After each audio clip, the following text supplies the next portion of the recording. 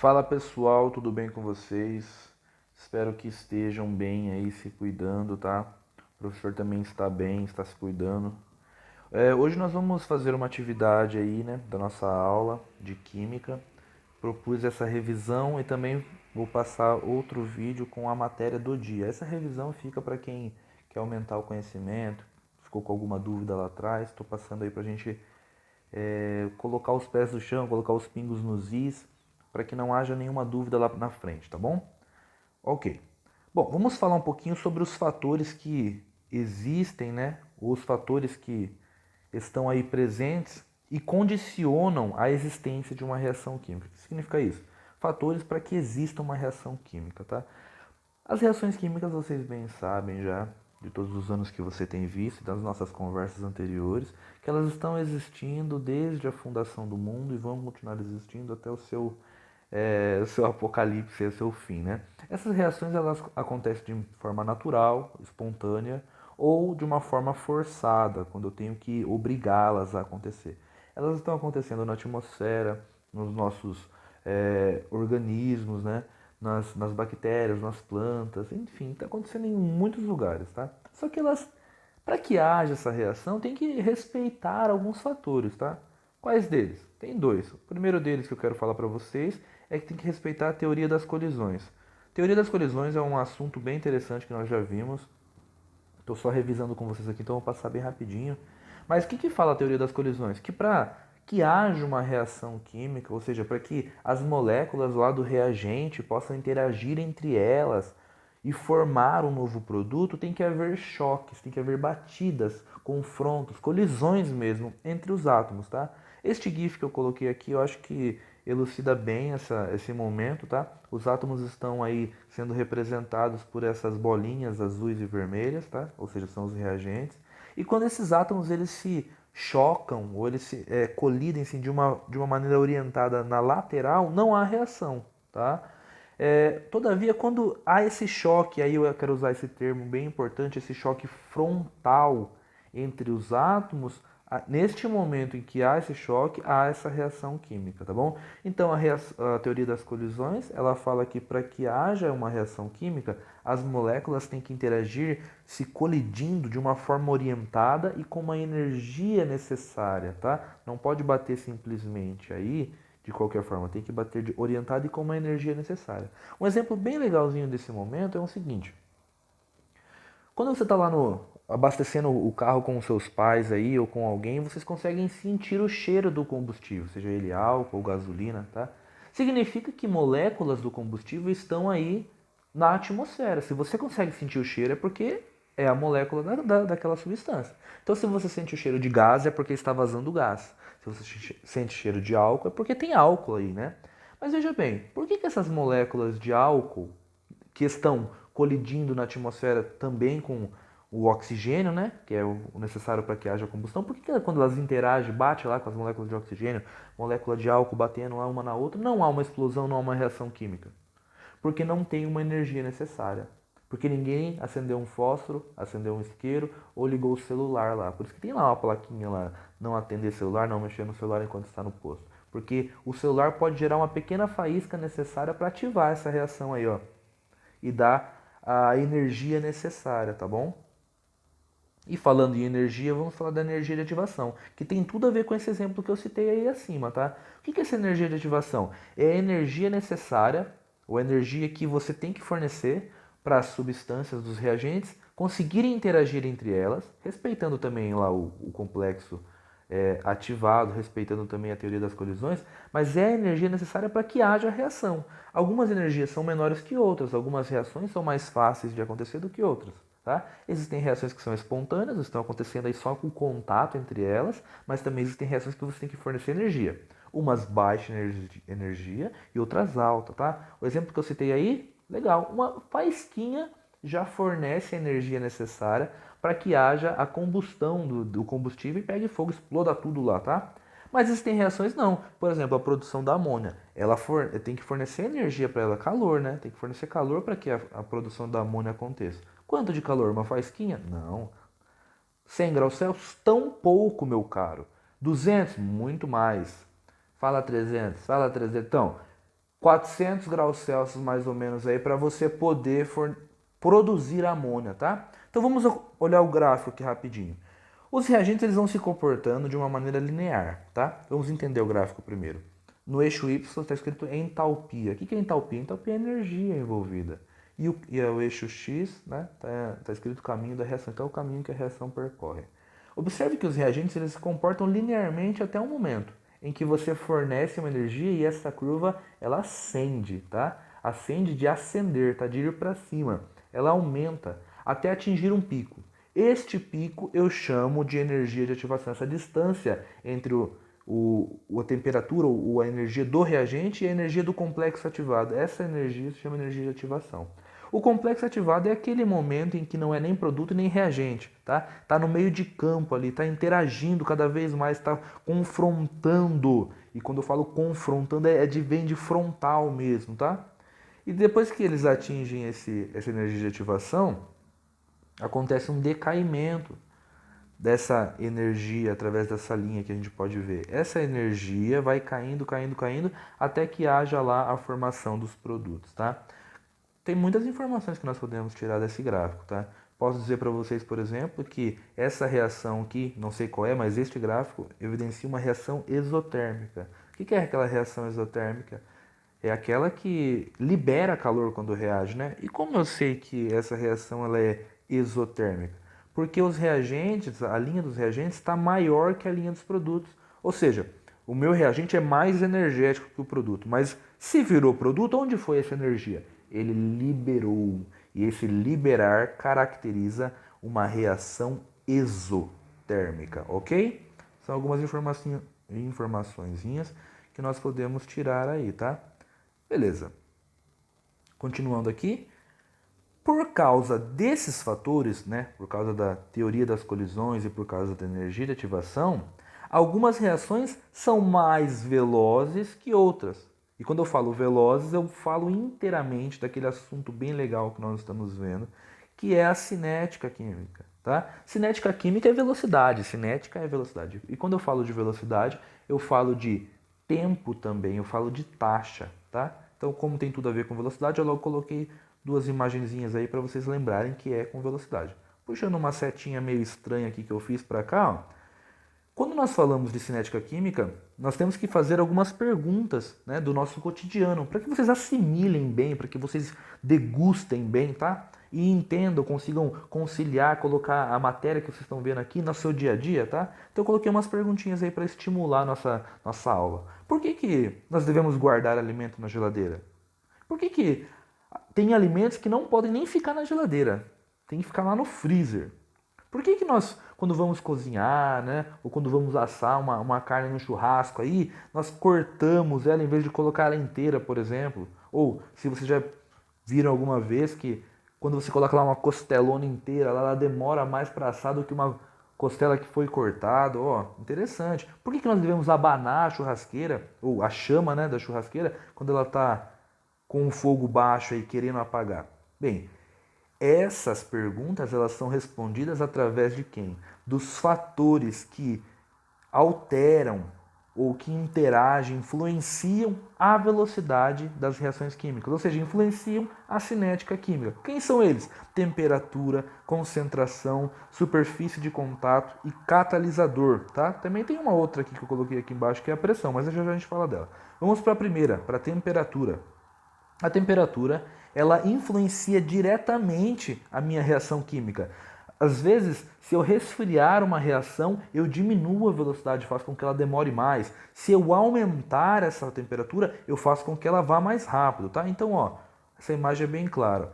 O aumento da temperatura irá fornecer mais energia para as minhas partículas, mais energia cinética, ou seja, energia de velocidade, que também vai fornecer mais colisões efetivas, né? Mais colisões de uma forma geral, efetivas ou não, melhor dizendo. E dessas colisões, se eu aumento a quantidade de colisões, eu aumento também a probabilidade, a chance de haver uma colisão efetiva.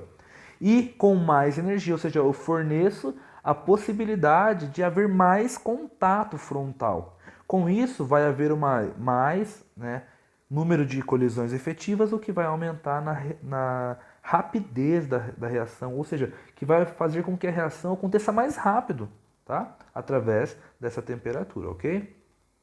Outro fator, que é a concentração. A concentração, ela interage também e faz com que aumente ou diminua essa velocidade de reação, tá? O aumento da concentração, ó, lá na imagem, o aumento da concentração dos reagentes vai proporcionar o aumento do número de colisões entre as espécies dos reagentes, tá? Que vai também fornecer um aumento da taxa, ou seja, da velocidade do desenvolvimento dessa reação. Um exemplo bem fácil é o seguinte, ó, eu quero que tenha gols. Cada gol que sair, eu considero como o produto final, como a reação química concluída, tá? Então, se eu tenho lá uma bola e 10 jogadores, tem um número de chances, né, de acontecer um gol. E aí eu falo para vocês, aconteceu uma reação química. Agora, se eu falar para vocês assim, ó, em vez de colocar 10 jogadores, eu vou colocar 100 jogadores, tá? Eu aumentei em 10 vezes os jogadores. Vocês não concordam comigo que a chance de algum jogador chutar no gol é mais fácil? É maior a chance? Então, se eu aumentar a concentração, poderia pensar no inverso. Poderia pensar assim, ó, vou manter os 10 jogadores e vou colocar, em vez de uma bola, colocar 10 bolas, tá, de futebol. Se eu colocar 10 bolas de futebol, tem mais chances de haver um gol do que se eu colocar uma bola de futebol? Então é assim, ó, se eu aumentar a concentração, ou seja, se eu aumentar a quantidade das minhas substâncias, eu também aumento a concentração e com isso aumento a velocidade, tá? Outra forma de pensar, outra forma de influenciar, melhor dizendo, a reação química na sua velocidade é a superfície de contato. O que é essa superfície de contato? Superfície de contato é o tamanho da amostra, o tamanho da minha reação, tá? Vamos lá. Quando se aumenta a superfície de contato, o nome é bem sugestivo, tá? O nome é bem assim, não tem como errar. Superfície de contato, ou seja, a superfície em que há o contato das reações, né? Das substâncias. Então, quando se aumenta a superfície de contato, expõe-se todo o conteúdo da substância envolvida, podendo assim haver, não é AIS, tá? É mais, faltou o M lá, podendo assim haver mais choques efetivos. O que eu quero dizer com isso? Quero dizer o seguinte, se eu aumentar, no caso do futebol, lá, o exemplo do futebol, tem um gol lá que mede 7 metros mais ou menos. Tem uma chance de eu chutar uma bola no gol, né? Mas se eu pegar esse gol aí e colocar, em vez de 7, colocar 15 metros de gol, você acha que a chance aumenta, a chance diminui? Tá? A superfície de contato é mais ou menos isso. É a superfície em que eu tenho a possibilidade de interagir as substâncias lá e haver uma reação. Um exemplo bem básico disso aí, bem simples de vocês entenderem, é, por exemplo, se eu quiser queimar um caderno. Vamos colocar assim, vai. Quero queimar um caderno lá na fogueira lá que eu fiz do São João. Tá festa junina aí, né? Então tem a fogueira de São João lá, quero queimar o caderno. O que eu faço? Eu coloco o caderno fechado, tá certo? Coloquei o caderno fechado, o que acontece? Vai queimar, mas vai queimar primeiro só a superfície de fora. O interior, as folhas de dentro não queima, pessoal. Já fiz isso. Não queima, demora para queimar, tá? Agora, se eu pegar esse caderno e abri-lo, aí vai mais rápido, aí queima mais rápido. É por isso que você pega a carne, em vez de você cozinhar ou assar ela do pedaço todo dela, né? Não, você corta um pedacinho dela. Por isso que você vai cozinhar os legumes, você não coloca lá o legume inteiro na panela de pressão, até porque não cabe, dependendo do legume.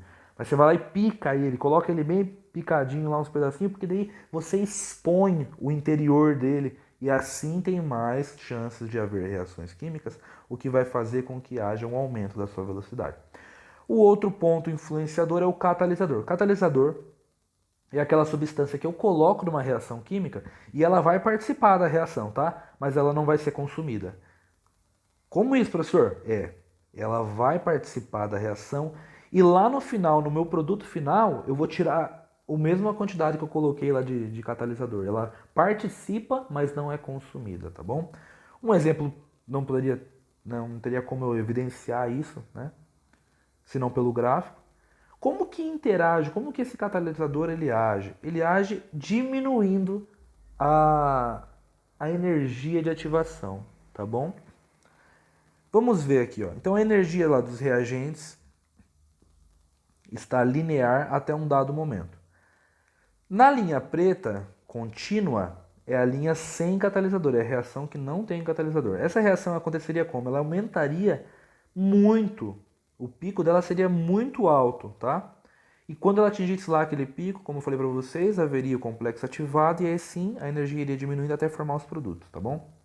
Porém, quando eu olho para a linha vermelha, tracejada, que é a reação com catalisador, eu observo que este pico é menor. Por quê? Porque o catalisador fornece a possibilidade de diminuir essa energia de ativação. Então, ó, vou fazer uma pergunta para vocês. Onde é mais fácil de reagir?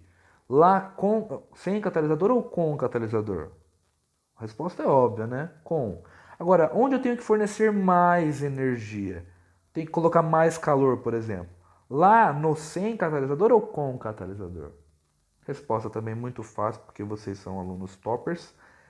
Sem catalisador eu forneço mais energia, com catalisador eu forneço menos energia. Porque se vocês observarem aí, de uma forma bem clara, a linha aí entre elas, quando você expõe lá no eixo Y, a linha sem catalisador é muito maior a energia do que quando é com o catalisador, ok? Indo para a próxima situação. Pressão, outro fator que influencia. Só que a pressão ela é complicada, sabe por quê? Porque ela mexe, verdade, ela influencia na reação, na velocidade, só que é só para gás. Por que só para gás? Porque para líquidos e para sólidos, a pressão não interage. Você já tentou comprimir uma pedra, por exemplo? Coloca lá um grão de areia dentro de uma seringa e aperta o êmbolo, tampa a frente dela e aperta o êmbolo para você ver. O grão de areia vai continuar do mesmo tamanho, tá? Coloca lá dentro de uma bexiga, dentro de um copo, por exemplo, uma pedra lá e assopra o copo com a pedra dentro. Oh, a pedra vai ficar do mesmo tamanho, tá bom? Agora, coloque um líquido lá, coloque lá 10 ml de água e assopre o copo, por exemplo, ou o tubo, ou a garrafa, não sei o que você quiser aí. Só assopre para você ver. Vai causar uma pressão lá dentro, mas a água não vai mudar de volume. A pedra não vai mudar de volume. Mas quando se trata de gás, sim. Tá? Quando eu apertar, colocar lá uma quantidade de gás dentro de um lugar e apertar, ocasionar pressão, eu mudo o volume dela e assim também eu aumento ou diminuo o contato entre elas. Tá? Um exemplo que eu coloquei aqui nessa imagem. Na primeira imagem à esquerda, existe uma menor pressão, existe lá um recipiente, tem um êmbolo em cima, tá? Existe um peso relativo lá em cima do êmbolo, que é aquela pecinha preta.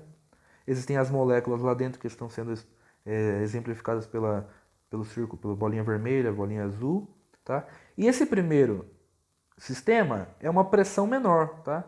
Menor pressão, menor taxa de desenvolvimento da reação, ou seja, menor velocidade de reação. Tá? Agora, no segundo exemplo aqui do lado direito, eu aumentei a pressão do sistema, ou seja, eu diminuí o volume dela. Quando eu diminui o volume dela, o caminho que essas moléculas percorriam até alcançar a outra molécula também diminuiu. Agora a molécula azul chega mais rápido à molécula vermelha do que no outro sistema.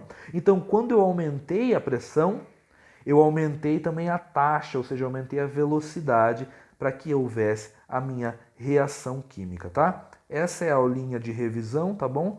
Espero que vocês tenham gostado aí. Deixem as dúvidas, me mandem as dúvidas, façam as suas anotações, tá? E me mandem, pessoal, ok? Fico à disposição aí.